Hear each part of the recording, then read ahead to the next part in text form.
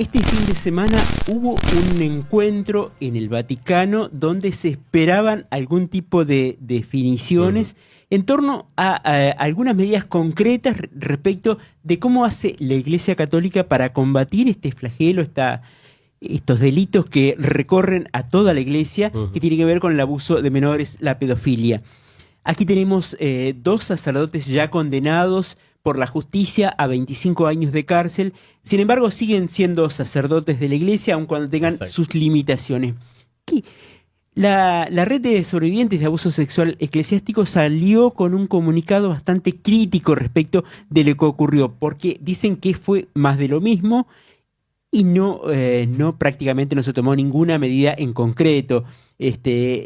Los obispos siguen aplicando su propia receta y siguen escondiendo a los curas abusadores, y son las víctimas las que tienen que llevar con la carga de hacer la denuncia, mantener las causas vigentes, aportar las pruebas, y la Iglesia generalmente no aporta. Ocurrió aquí con el juicio del cura Justo José Larraz. Y actuaciones que llevan más al ocultamiento. Recuerden, en la causa Larraz, la Congregación para la Doctrina de la Fe del Vaticano estaba enterada de todo y no hubo, se ocultó más que se informó de lo que pasaba, ¿no? Estamos en comunicación con Eneas Espinosa Gallardo. Él es chileno, vive acá en Argentina. Fue abusado en la Congregación de los Hermanos Maristas.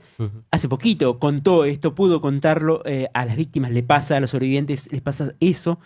Cuesta contar, hay tiempos para esto, para poder sacar a la luz todas estas miserias a las que los han sometido miembros de la Iglesia. ¿Cómo te va, Eneas? Ricardo Leguizamón, Gonzalo Núñez, desde la Radio Pública de Paraná te hablamos. Hola, ¿cómo están ustedes? Bien, ¿esperabas este resultado de este cónclave que hubo en el Vaticano? Nosotros sospechábamos que iba a ser más de lo mismo, iba a ser una nueva puesta en escena de un experto en marketing como es Francisco Bergoglio, y eso fue porque lo que anuncian como medidas son cosas que ya existían, claro. Y lo importante, el fondo del asunto, que es lo que podría a nosotros darnos una esperanza de que la Iglesia, de verdad el Estado Vaticano está tomando cartas en el asunto, eso no lo anuncian, no lo hacen, y no creo que lo hagan sinceramente.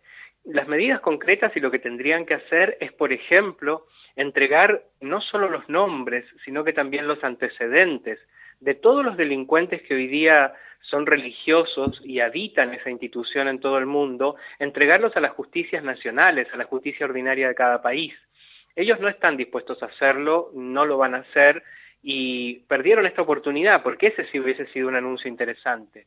Tomar, por ejemplo, en consideración lo que desde el 2014 el Comité de Protección de Derechos del Niño, el Comité de Tortura de Naciones Unidas, les ha venido diciendo y aclarando respecto de que su sistema de justicia, con muchas comillas, no es tal, y viola los derechos humanos y atenta contra los derechos humanos de las víctimas y de la sociedad en general, porque cuando uno de nosotros hace una denuncia ante la justicia canónica, la verdad es que ellos se investigan a sí mismos y es un sistema hecho en secreto. Y el otro elemento que te tengo que entregar, lo que ustedes vivieron allá es lo que pasa en todo el mundo.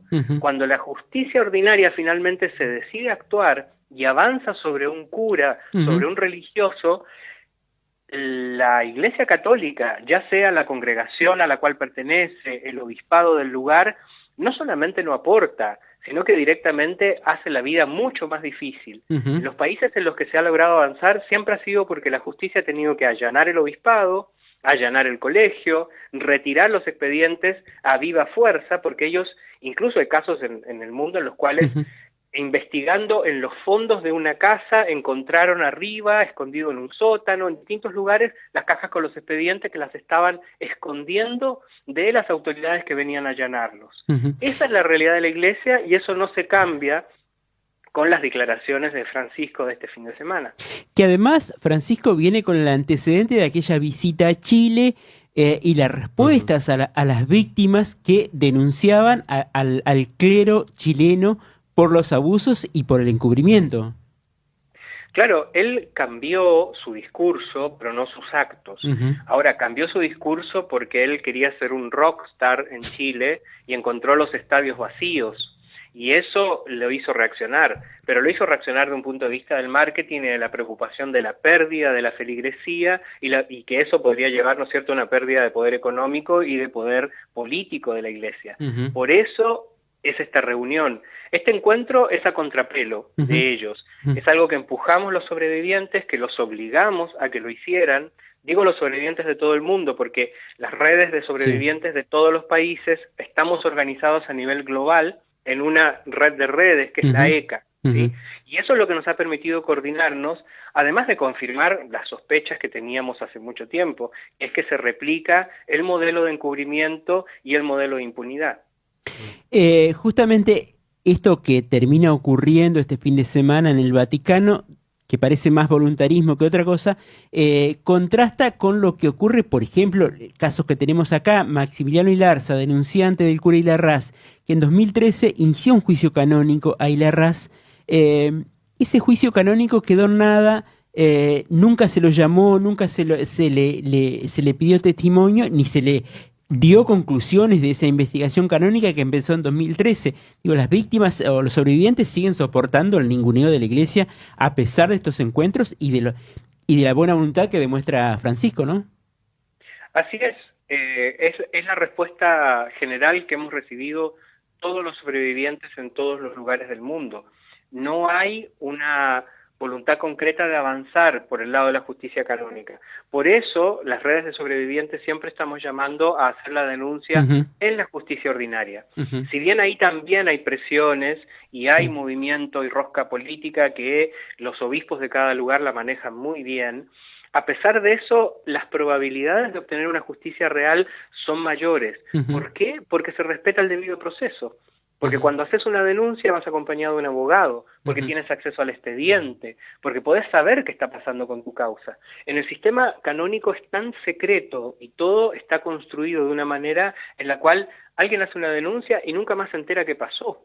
Y no Uh-huh. tienes el derecho de ir a exigir una información. Entonces esto, que es absolutamente reñido con los derechos humanos, es lo que a ellos les ha permitido funcionar como funcionan hasta el día de hoy. Ahora, sería una buena medida que desmantelen directamente ese proceso que inician supuestamente cuando empiezan a investigar un delito dentro de la Iglesia, todo ese derecho canónico que tienen hace muchos años, ¿no? Mira, en realidad ellos tendrían que tomar en consideración lo que le dijo Naciones Unidas. Uh-huh. Acá es donde vienen las paradojas, ¿no? Porque si nosotros estuviésemos hablando no del Estado Vaticano, sino que estuviésemos hablando de otro país, de otro Estado, y que estuviésemos comentando un sistema judicial así, yo creo que las tropas de Naciones Unidas estarían en 10 minutos ocupándose de los derechos humanos de esos habitantes, ¿sí? Y reclamando al mundo que existe una monarquía en la cual se viola constantemente uno de los derechos esenciales y básicos que tiene que ver con esto, con el funcionamiento del funcionamiento del Código Penal. Bueno, ahora si te trasladas a algo aún más grave, que es que hay personas que son agentes de ese Estado, del Estado Vaticano, que tienen juramentos de obediencia completos y totales, que habitan en distintos países, y que en esos países, en territorio argentino, violan a un niño, y ellos exigen ser juzgados ante este sistema, que es un sistema que funciona en otro país bajo esta normativa. Entonces, eso es espantoso, porque además esa institución tiene colegios a su cargo, niñas, niños, adolescentes, que van a los grupos scout, que van a las parroquias, que van a estos colegios de iglesia, en donde si se comete un delito de este tipo y es juzgado por ese sistema, la posibilidad de obtener algún tipo de justicia es cero, ¿sí? Sí. Menos mal ahora en la Argentina existe la obligación de denunciar cualquier sospecha de un delito sexual contra la infancia, pero es algo que todavía, por más que la ley lo diga, cuesta muchísimo lograr entrar en una cultura católica en donde probablemente una familia, si tiene alguna sospecha, va a ir a hablar primero con la autoridad religiosa, y no va a ir a la comisaría. Exacto. Cuando en realidad lo que tiene que hacer es eso, acercarse a la policía, acercarse a los fiscales. Claro, y ahí el rol fundamental y clave de la red de sobrevivientes, porque el sobreviviente justamente enfrenta solo este proceso cuando tiene que ir a la justicia, y la exposición es fuerte, también es un camino que hay que hacer. Sí, además la mayoría de los sobrevivientes, como decías vos hace un rato, tardamos décadas en poder procesar esto, afrontarlo y decir, bueno, voy a contar mi historia. No es que todos tenemos que hacerla pública y aparecer en los medios. Algunos de nosotros hemos tomado esa decisión y bueno, tenemos una figuración pública, pero hay un montón de otros que no, que prefieren hacerlo con un perfil más bajo, lo cual es comprensible.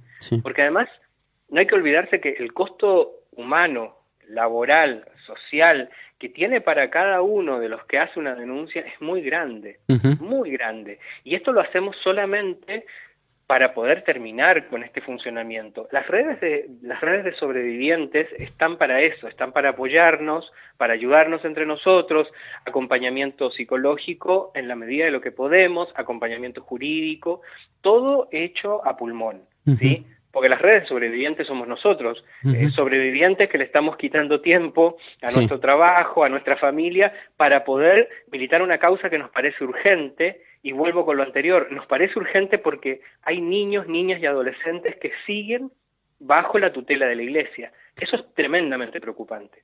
¿Cómo definirías al Papa Francisco o a la gestión del Papa Francisco? Mira, él es un gran político que ha sabido sortear un escándalo de pedofilia que viene desde hace 2 papas atrás.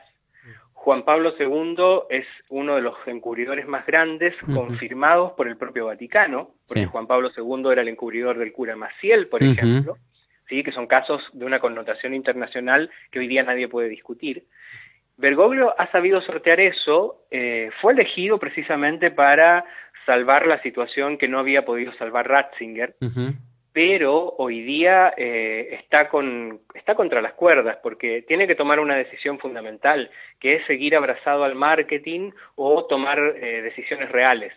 Hoy día, este fin de semana, dio un paso que no es menor de un punto de vista del discurso, porque cuando el Estado Vaticano, a través de su principal representante, que es el monarca, ¿no es cierto?, reconoce que los delitos se cometieron, y reconoce además que hay redes de encubrimiento y hay redes de impunidad, porque eso lo dicen durante todos estos días de la cumbre en documentos oficiales, están abriendo la puerta para que el resto de la sociedad, los estados nacionales, Naciones Unidas y cualquier organización que se sienta, que es lo que decimos nosotros en el comunicado de la red, cualquiera en este momento podría decir, bueno, frente a esto yo voy a iniciar acciones legales, porque acá reconoce un Estado que se cometen delitos de lesa humanidad, ¿sí? Esto es muy importante, el abuso sexual contra la infancia no es un delito común, es un delito de lesa humanidad. Por lo tanto es imprescriptible y por lo tanto es sujeto de poder ser perseguido en cualquier tribunal internacional. Este punto es clave y Bergoglio en ese sentido yo creo que él está dando, ¿cómo decirlo? Está dando los últimos manotazos del marketing a ver si finalmente toma una decisión real. Sí, y lamentablemente la Iglesia latinoamericana o sus representantes están muy atrás de lo que están haciendo, por ejemplo, algunos obispos europeos o norteamericanos, en exponer este tema y reconocer que este tema existe. Acá todavía se sigue mirando para otro lado. Sí, y bueno, Bergoglio, Francisco, es un latinoamericano también. Él lleva su prontuario, él fue un encubridor del cura Grassi, él hoy día está encubriendo al obispo de Orán, que es un caso que está en todos los medios. Si uno agarra el Google y busca al obispo de Orán, vas a poder encontrar el prontuario de ese personaje, y bueno, él no está haciendo nada al respecto. Entonces, hoy día a veces se le quiere presentar a Francisco como un papa progresista que está luchando contra una especie de cáncer que está metido muy adentro del Vaticano y que él apenas puede hacer algunas cosas, ¿sí? Yo la verdad es que eso creo que es parte también de la estructura y de la propaganda que él hace. Para mí Francisco no es un cura progre que viene a luchar contra algo, él es un representante de ese cáncer, ¿sí? Él es parte del problema, no es la solución. Eneas, gracias por este contacto con la radio pública de Paraná. Que estén muy bien, abrazo para ustedes.